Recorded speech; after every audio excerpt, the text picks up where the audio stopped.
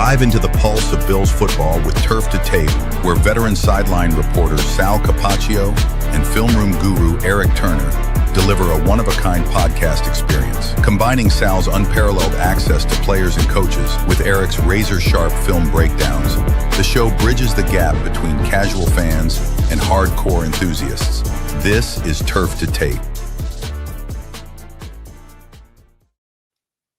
This is Turf to Tape, brought to you by Thin Man Brewery. I'm your host, Eric Turner, and as always, joined by the man that is busy as anyone is, Sal Capaccio from DivGR. What's going on, Sal? It's been it's a short week, right? So everything gets condensed. So the way it works, like it normally Mondays, like hey, gotta hear from coordinators and coaches, get a little injury update, and then Tuesday's kind of the day off where the team gets off, and then Wednesday, media day, back to work, getting ready for Sunday. Not this week. This week is a Thursday night game, so everything gets pushed.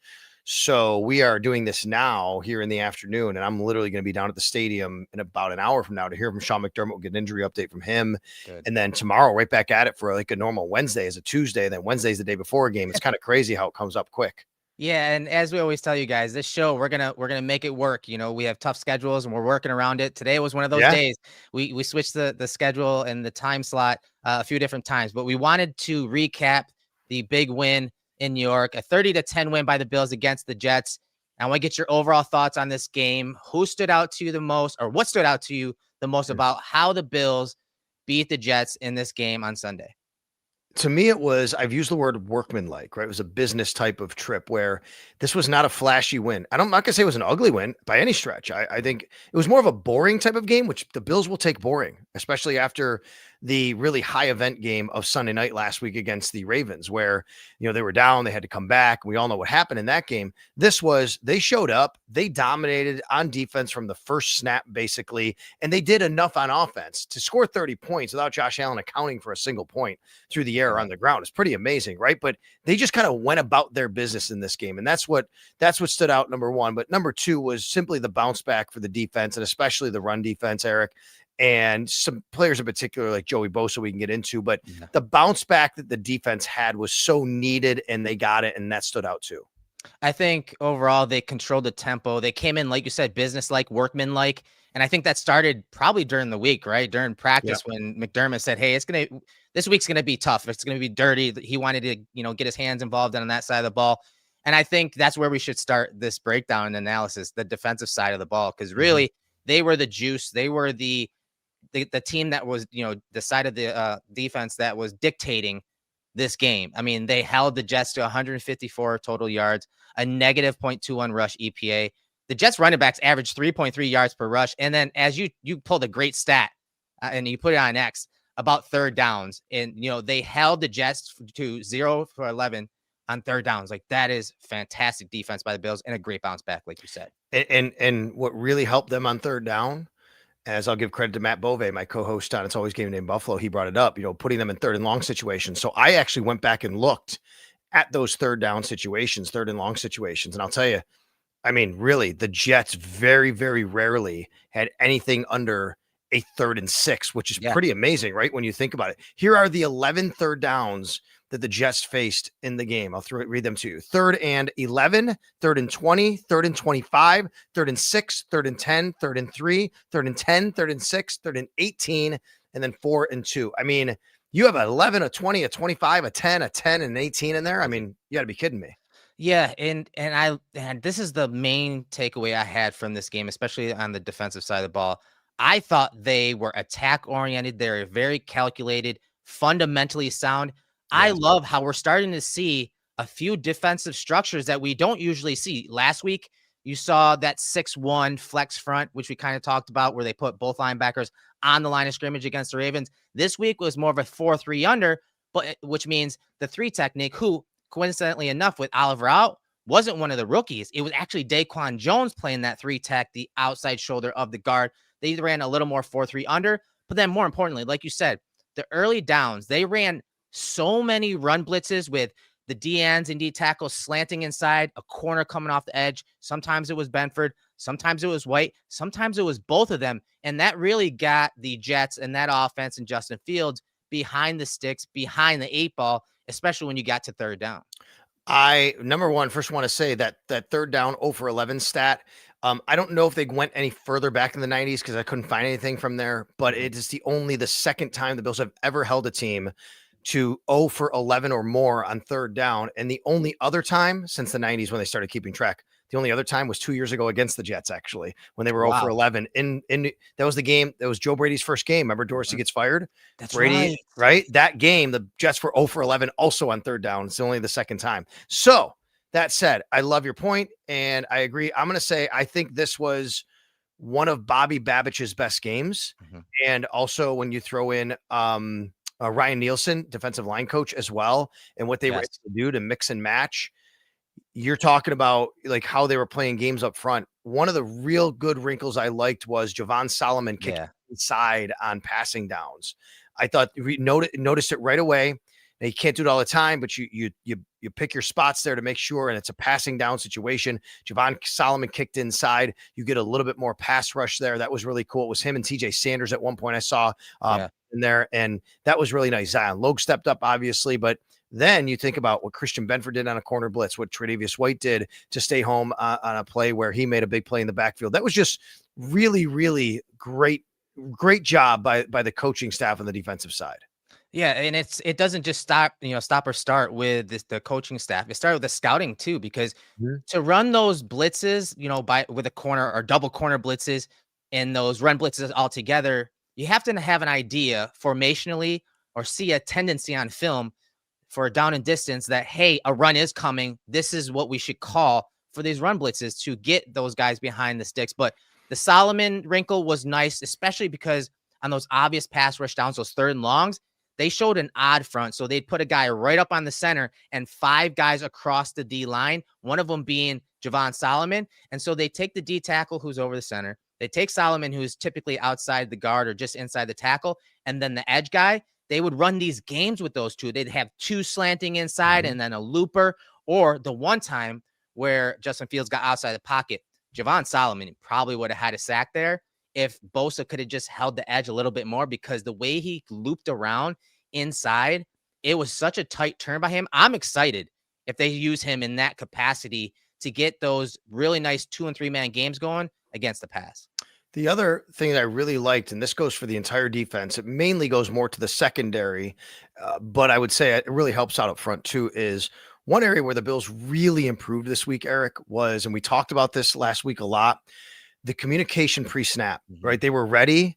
They recognized. Now it's not as loud of a stadium, right? You're going to be able to see things and communicate on the road on defense more than you are at home because there's such a loud crowd at home. I talked with Cole Bishop after the game about this. He said, no doubt it was something they focused on. They had to be ready when the Jets got to the ball because they didn't want to be quick snapped and not be prepared. They were prepared. And that goes up front too. Those guys knew there weren't guys moving around at the snap of the ball, being caught off guard. And when you think about that, and you have a guy like Zion Logue, who just gets up from the practice squad, who hasn't had that time on task with the starters and those other guys in preseason and camp, that just tells you how focused they were and prepared they were to make sure they were able to do their job. Yeah, the preparation showed. The first we're gonna talk Joey Bosa here. The actual strip sack, that first one that he had, it was actually great coverage that really forced the issue here. They tried running a crossing pattern on that bootleg, the slide route, which is the tight end coming underneath the line of scrimmage, which the Bills have struggled to really defend the last couple of years. It was taken by Dorian Williams. They had a crosser from the backside that was cut from the deep safety, Taylor Rapp, and then the corner got to the deep post. The rotation on that was beautiful. The coverage took away, and that allowed Epinesa to contain Fields, and then you saw Bosa come up there and make that play. But Joey Bosa, 7 pressures, 2 forced fumbles, a sack. He made a tremendous impact, which is what the Bills need from him especially if he's healthy. What were your thoughts on his play, and how did his type of play really set the tone against this Jets team? A couple of things about Joey Bosa. Number one, stating the obvious, if he stays healthy and you can get that Joey Bosa for 17 games, you've already had 2 of them basically. I mean, Eric, he truly is a elite difference maker in the NFL. That's what he is. He is an elite difference maker at that position, a key position. And if you can get him playing like that and healthy for 17 games, it could be the difference between winning a playoff game or a championship game, right? Than not, because that's what the Bills haven't had. And we know that and what they've been searching for. And in this game, I mean, yeah, he was dialed in. He knew exactly what the plan was, what he needed to do, and he won his one-on-one battles, which obviously was a big deal. Now, Membu last week did a nice job on TJ Watt. Their Really tackles did a nice job, but Joey Bosa was going to make sure that did not happen. I love his motor. He chases everything. That's how he got that strip sack right there. And then the other part of it is, boy, he's having fun playing football, Eric. Like after the second forced fumble, it was coming off the field and he kind of stopped on the field and he's going crazy. Guys are coming up to him and he's just doing the whole, oh my God, yeah, he's looking up to the sky and he's flexing. And then he comes off the sidelines and he's showing Marcus West like what he was doing in a move. He was working with I think Cedric Van Granger maybe down there. Someone, he's showing him what he was doing. Yeah. So I say to him in the locker room, I said, hey, as a 10-year, I don't know if I've ever seen a 10-year vet as excited as you were after that, in a game like that. And this is kind of Joey Bosa's humor. He looks at me and goes, now you're backhanding complimenting me, calling me old, right? I mean, like, not true, but yeah, right. It's just, that's the way he is. He's going about his business and he's got a plan and he goes in with it and that plan comes to fruition. He obviously made a huge impact. He rushed with speed. He rushed with power from both sides. He was effective from both sides. And typically his base is a power move. So a lot of times you're seeing his long arms get on that tackle and he's trying to compress the width of the pocket, drive that tackle right into the quarterback spot in the pocket. Well, he set up both of these tackles several times early in this game to do just that. But then he went to the changeup where he was using that hezzy rush, going to look like he's going to go, speed to power. And then he would just do the double-handed swipe on an inside move. He did it from both sides and he got right into the quarterback's lap several times. And so seeing that transition, how he wins with speed, how he wins with power from both sides was exciting to see. He was playing at a different speed than most of the D-line that the Bills put out there against the Jets. Really, really good play from Joey Bosa in that game. So you mentioned Cole Bishop. I want to get your thoughts quickly on his overall game against the Jets as well. Well, I thought Cole and Taylor Rapp were both solid, but mainly because they were good in communication. They were good in preparation and they communicated well, and then they made plays, right? Cole Bishop had a sack. Good call again. Bobby Babich, nice call, putting him in position there. I really thought it was interesting watching the game unfold. Now, as the game went on and the Jets got more one-dimensional, they didn't do this as much, but Taylor Rapp played down in the box a little bit more than normal. I thought he was in the box quite a bit, and they put Cole Bishop back at free safety, kind of center field, right? And that shows a lot of trust back there that he's going to be back there manning that spot by himself. But I thought Cole Bishop, the biggest thing for me for Cole Bishop, under control and confident. He was under control. Yeah. He was confident. His communication with Taylor Rapp was on point. They were ready. And I thought that's just another step in the progress and evolution of Cole Bishop. I agree. I think aside from the communication, I talked about that Joey Bosa strip sack and how the defense was prepared. As soon as Mason Taylor, that tight end, came across the formation, both him and Milano pointed out, it's like they saw it on film. They were prepared, as you said earlier. But yes, he had better angles to the ball. He played downhill. He just played fast. He wasn't thinking. He wasn't second guessing himself. And he played with a little attitude, a little chippiness there a couple of times. But I just liked seeing him come downhill 100 miles an hour. That's just how he can play and make those type of impact plays. And he had one play where it was third down and they were trying to target, their Garrett Wilson, their obviously top tier type wide receiver. Benford was underneath and he and Bishop were bracketing Wilson there, and they took it away for their defense. And so I think he played fast. He played physical. And I hope that they can continue to build reps for him, because that's really all he needs. He just needs more reps, and a lot of them. Yeah, I agree with you. I think it's really about reps. And we've seen, listen, this is what the coaches have said. It's what Sean McDermott has said. It's what everybody's talked about, which is he just needs more reps. He needs time on task. That's important. I think, it's just so of course, everybody wants someone just to walk in and just be this amazing player right away. Right. And, some guys can show flashes right away. Some guys need a little bit more time to understand what's going on. This is not an easy defense. It's a complex defense. It's why the Bills just don't go out and sign anybody off the street to just come in and play safety. They develop players there. They want guys who understand their system, guys who maybe have been in other places that have a similar system. They can come in here and they can help out. And that's Cole Bishop right now. It's his trajectory is good, but he takes steps and steps and steps to get there. It's not going to happen overnight, but another nice step. Any other arrow ups for that side of the ball defense? Yeah, for that side of the ball, I thought Tre'Davious White in his first game back, was solid, didn't make mistakes. You love to see that. He really had a nice play where he was put in position to make a play. Love the fact that, he was celebrating that and excited about it afterwards. So Tre'Davious White gets an arrow up. I didn't actually put him on the sheet as an arrow up, but someone pointed out to me, and I should have, and I said, you're right. So I want to make sure I mention it every chance I can that Tre'Davious White deserved one. So I thought the Bills overall just did a really nice job. And of course, anytime that you're losing a guy like Taron Johnson, how about Cam Lewis and filling in, right? Yeah. I mean, like he does a nice job there. Did you see the play where Garrett Wilson catches a ball and he's down on the ground? All Cam has to do is touch him. He doesn't. He waits. He waits for him to get up and punches the ball out. Yes. And got it too. Amazing. He got it loose. Yeah. Yes, he did. Yeah. No, they're so good at that. They are so good. Obviously practice that a bunch.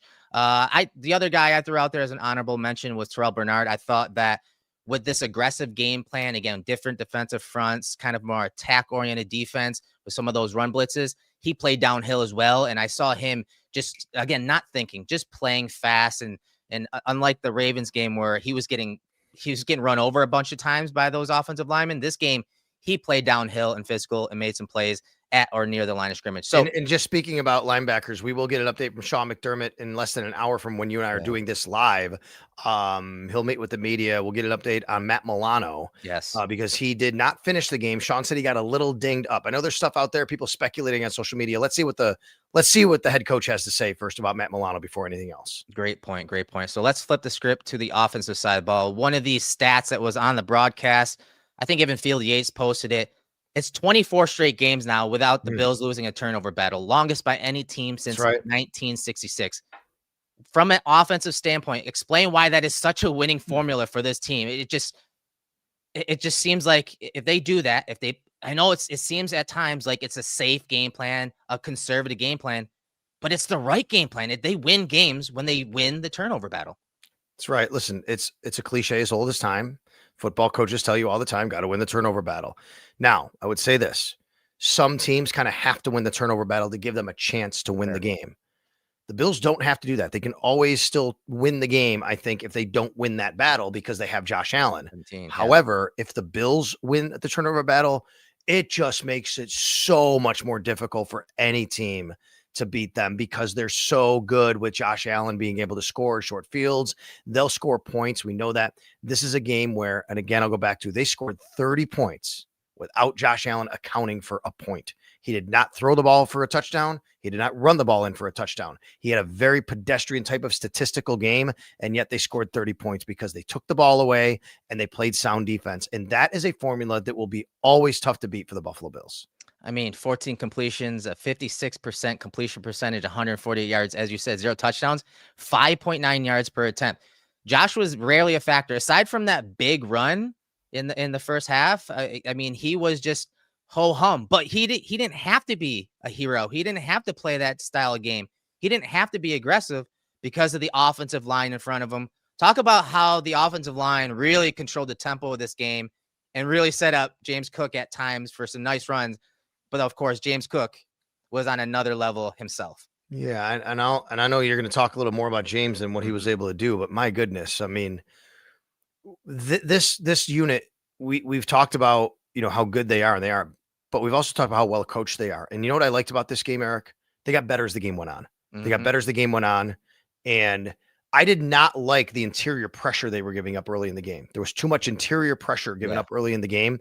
That got buttoned up a little bit later as the game went on. The Bills did a nice job of giving Josh Allen more time back there. And of course, Mr. Trubisky comes in for that one great throw, of course, as well. Crazy. But I mean, running the ball, the Bills love to run where, James Cook has that cutback lane and he used it to his advantage. He scored a touchdown on it. No doubt about it. That's a lot of James Cook, but that's just a lot of, real good film study, understanding what you want to do against a certain defense. They also now are incorporating those 3 tight ends. 3 tight ends. It's a big deal for this team. Jackson Hawes, Dalton Kincaid is really developing as a blocker, by the way. Yeah. And Jackson Hawes, we know that he's a really good blocker. And of course, Dawson Knox has always been a good blocker. So, I mean, they're now using all of their personnel to contribute in that regard. I love that you mentioned tight ends because it's 2 weeks now. 2 weeks now, they are weapons, not just from, hey, we can put 3 tight ends on the field, but we can use them in the run and pass game. But And I know, Dawson Knox had a couple of drops here in this game, but he blocked his ass off in this game. Dalton Kincaid, same thing. Hawes, I mean, that's just a given now. That's just his baseline. And you see him driving guys off the line all the time. But the tight ends in this game were a factor, even though maybe you're not seeing them statistically. Go back and watch some of the runs. You're going to see all three of those tight ends, digging out linebackers, digging out safeties, driving defensive ends off the ball. They did a great job. And I love that you mentioned, yes, the 13 personnel is one thing. The Bills ran the ball with James Cook and the running backs out of those personnel groupings. But more importantly, to slow down that pass rush, they used that run game to set up their play action passing. They ran play action 36.7% of the time. Josh Allen was 7 for 10 for 66 yards. And his completion percentage was plus 23 when they went to play action, and he had 1.1 yards per attempt more when they ran play action. So it helped slow down that pass rush a little bit, but it was only at the base of, hey, James Cook, he's running the ball. The offensive line's creating displacement at the point of attack. Yep. And that's why, James Cook for us is our tapped in player of the week, presented by Thin Man Brewer. James Cook, 132 rushing yards, 6.3 yards per rush, 2 touchdowns. He flashed everything that got him paid and made Brandon Beane right in this game. They leaned on him, and he really delivered. No doubt. I was thinking about that too, which is, this guy, there's a lot of criticism out there for how he was handling everything. I didn't like the way he handled it, showing up and then not being out there. But he said he was, I'm the best back in the league and want to be paid like it. He didn't get paid as the best back in the league, but he got money. He got paid. And sometimes guys get paid and it's okay. I got paid. This is great now. And I can kind of just do my thing, just kind of coast a little bit. That's not James Cook. James Cook is still ascending right now, the way he's playing. And he just kind of picked up where he left off. So not only is that great to see, but now you think about it, he's under contract for the next several years, right? You don't have to worry about this. It's not like this is going to happen next year again, right? I guess you don't think it's going to, but he's under contract now. So I think that's a really, really important aspect of this. He is such a difference maker for the Bills, running the football, and 6.3 yards a carry in this one, a 44-yard electrifying touchdown run. James Cook really, really deserved a lot of praise for really staying where he needed to be after all that went down with his contract and having the 2 types of games that he's had. Not great stats in week 1, but still effective enough. And then really, really great stats in week 2. This is why he got paid. He had so many plays that, yes, were blocked up beautifully by the offensive line, but there were also plays like that 44-yard touchdown where the Jets actually schemed up to stop that exact play, that mid-zone run. They had the nose tackle shoot backside, and they kept the linebacker over the top, which is a nice run stunt that even the Bills use. They had that dead to rights, but because of the pacing and patience by Cook, it allowed him to cut it back and to set up the block by Torrance. And then, of course, he's in the grasp of a linebacker, keeps his balance, and is still able to make a cut out back to the right side of the formation and then take it to the house. Like, that play was shut down. That play on paper did not work. And then he played above the scheme, which is what you want your running back to do, especially when you pay him like they did. He was just phenomenal in this game. His vision, his contact balance, his stop and go ability, how he gets skinny through holes while he's setting up blocks. Like, he was great in this game, and that's why he's our tapped in player of the week. Yeah, and the vision is great, right? When you see the vision like that, for him to see people, LaShawn McCoy had that same kind of vision where he just saw people from spots that no one else does. You see him from the periphery. So I love that from James Cook. And he had an escort from Dalton Kincaid down the field as well. Somebody pointed out when I showed it in dots, like how fast Dalton was. Dalton was running down there with him as well. And it just means, everybody contributing in the run game and the pass game. You asked me a little while ago about arrows up from the defensive side. One guy who is by trade a safety that has to get recognized here, but he doesn't play safety. I'm with you. Sam Franklin was a difference maker in this game. Eric, there was a point in this game where I said on the sidelines to somebody, and I said to Eric and Chris in the radio booth, I said, guys, I think Sam Franklin has made the tackle on every kickoff in this game. He had 3 tackles on kickoffs, 2 solo. That's really phenomenal, actually, to be honest with you. For a guy to be able to do what he does specifically, this is like, it's just such It's like, it's Liam Neeson. I have a specific skill set, right? He has this specific skill set to make tackles on kickoffs. I went back and watched his film before we went live, and I rarely go back and watch special teams film, but this guy is a true ace. He is. Yes. They set him right down the middle of kickoffs, and he consistently beats the guy that is supposed to block him. He goes right across the guy's face, and he just doesn't stay blocked. And then he has not only the speed, but the leverage, the ability to leverage the ball when the kick returner is coming back across the field. He leverages the ball perfectly, doesn't panic, and makes the tackle. There was even a punt return where he's out there with the gunner, and I think it's Jamarcus Ingram, who's also the inside help for him. So he's coming down the sideline. The ball gets punted to the near sideline. Codrington, brings the ball in, and he just so like subtly tugs the cover guy, and it gives him better leverage so that Codrington can get up the sideline. It's such a subtle move. Some people are like, oh, that's a hold. No, it's like a little tug, and it pulls him inside so the Codrington get outside. So not only was he a factor on those kickoff coverage plays, but even on the punt return team, he did some good stuff as a gunner. He's fun to watch. He's almost to that point where now I have to watch special teams film because he's making plays week in and week out. I love it. And the Bills signed him late in the process. He was a free agent. He worked with Chris Tabor. Chris Tabor said, hey, this is a guy I've had in Carolina. I know what he can do. Bring him in here. And, as opposed to years past, the Bills don't have like 4 or 5 core special teamers. All their core special teamers are actually backup players, right, who play special teams. They've had these guys. They've had Saran Neal. They've had Tyler Medikevich. They've had Tywan Jones. They don't really have that this year. This is a core. This is it. This is what he does. He's just special teams. If you have to have him play, safety, then so be it. He has to go into the end of the game. You don't want that. Same thing with Brandon Codrington. He's different. He's a return man. But that's why he's here, and he can really be a difference maker. And I think he deserved a lot of credit. Yeah, and I want to say one other unit or guys that I think stood out on the offensive side of the ball.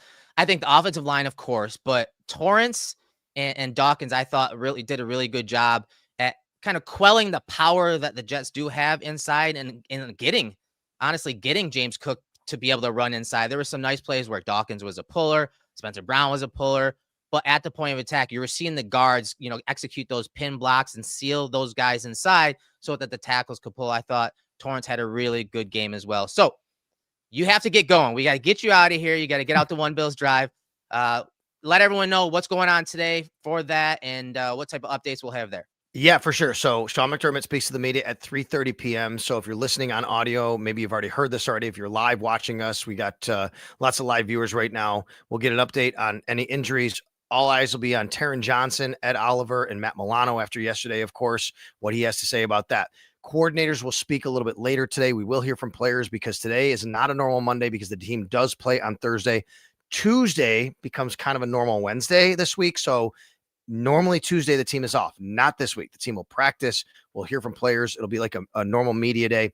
Wednesday's the day before a game. That's when they'll do their walkthrough, no media. And then Thursday, of course, the Miami Dolphins come to town. The Bills have a chance, Eric, to really separate themselves even more in the AFC East and even overall in the AFC with what's happening right now. We appreciate you, man. Appreciate you. So again, if you guys are not watching this live, make sure get to the audio versions of this show as well. We want to push you guys there as well. Turn us on when you're on your way to work, on your way home from work. We appreciate everyone joining us live here, though. As I said, each week we're going to try to make things work. Who knows when we're going to be recording next week. Be a little more calm next week, but that's good. Yeah. We'll get it done, though. Either way, we'll get it done. We'll bring you the content that you guys look for here at Cover One and on Sal Sports, obviously. This has been Turf to Tape presented by Thin Man Brewery. I'm Eric Turner. That's Sal Capaccio. We'll see you next week.